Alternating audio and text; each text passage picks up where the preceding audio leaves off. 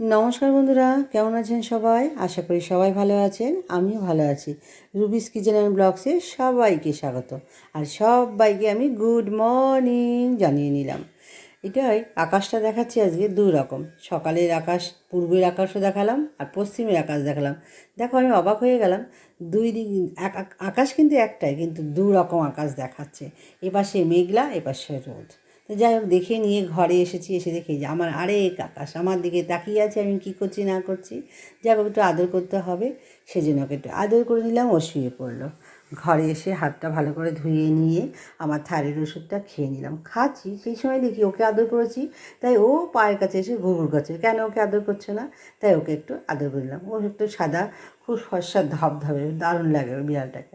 যাই হোক, একজনের নাম আইসক্রিম, একজনের নাম বিস্কুট। আর ছেলের নামটা রেখেছে আমার ছেলে। তো কাজ তো করতেই হবে সংসারে।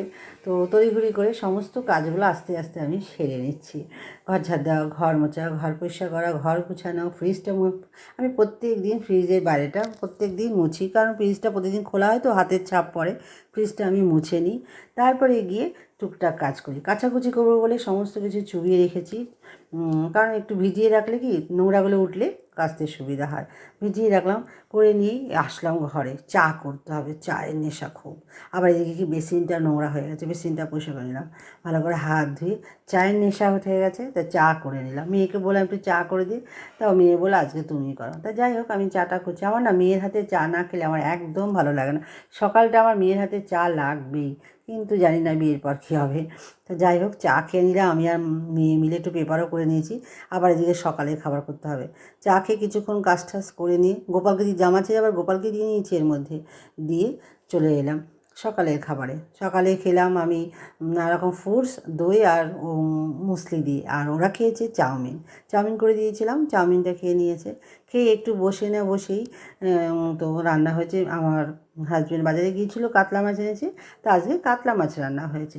কাতলা মাছটা করেছি আলু পটল দিয়ে, পেঁয়াজ রসুন ছাড়া ঝোল, পাতলা ঝোল করেছি।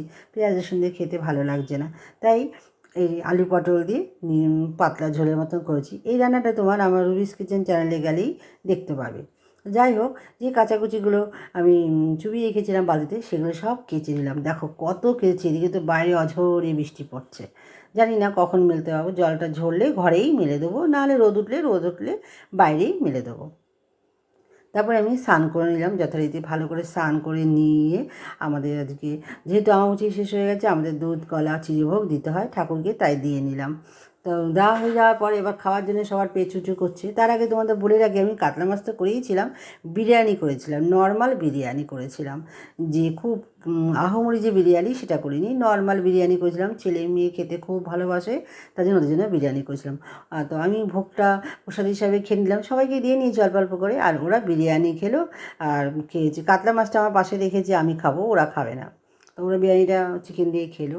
খেয়ে দিয়ে বিকাল হয়ে গেছে, দুপুরবেলা একটু খেতে খেতে 4টে বেজে গেছে। সানটা সরি একটু টিভি দেখছিলাম। টিভি দেখেই তারপর দিদি এলো, সবাই একসাথে চা খাচ্ছিলাম আর একটু গল্প করছিলাম।